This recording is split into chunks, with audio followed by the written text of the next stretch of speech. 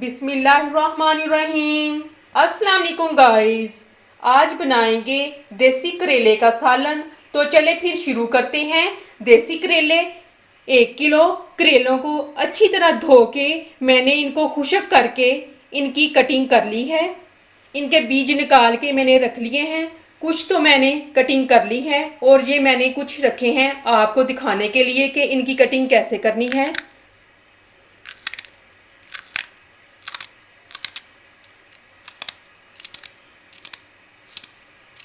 बारीक बारीक काट लेंगे।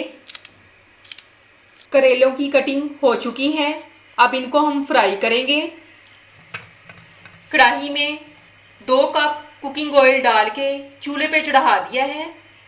अब इसमें हम बारीक कटे हुए करेले ये शामिल कर देंगे। बिस्मिल्लाहिर्रहमानिर्रहीम। करेलों को लो फ्लेम पे डार्क ब्राउन होने तक हम फ्राई करेंगे।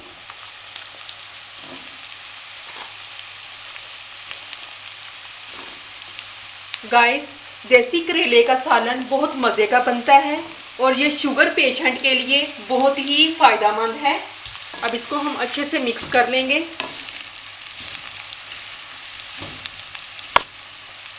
अब लो फ्लेम पे डार्क ब्राउन होने तक हम इनको फ्राई कर लेंगे।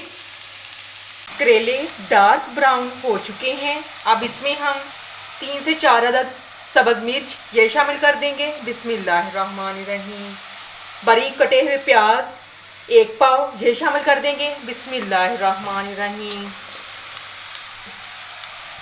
बारीक कट किए हुए टमाटर 2 अदद बड़े साइज़ के। बारीक कट की सब्ज़ मिर्च 3 से 4 अदद ये शामिल कर देंगे। बिस्मिल्लाहिर्रहमानिर्रहीम। अब इनको हम अच्छे से मिक्स कर लेंगे। अब इसमें हम तमाम मसाला जात ये शामिल करेंगे। 1 टेबलस्पून नमक, 1 टीस्पून कुटी सुरख मिर्च, 1 टीस्पून सुरख मिर्च पाउडर, 1 टीस्पून धनिया पाउडर, 1 टीस्पून हल्दी पाउडर। बिस्मिल्लाहिर्रहमानिर्रहीम।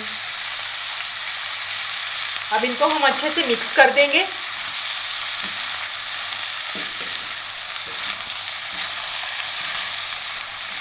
तमाम चीज़ें अच्छे से मिक्स हो चुकी हैं। अब इसको हम ढाँप देंगे और दम वाली आंच पे इसको पकाएंगे ताकि प्याज और टमाटर अच्छे तरीके से पक जाएं। अब चेक करते हैं। माशाल्लाह तमाम चीज़ें अच्छे से पक चुकी हैं और मज़ेदार करेले का सालन तैयार है। अब कढ़ाई को चूल्हे से हम उतार लेंगे। माशाल्लाह मज़ेदार करेले का सालन तैयार हो चुका है। फाइनल लुक देखें कितनी अच्छी आई है।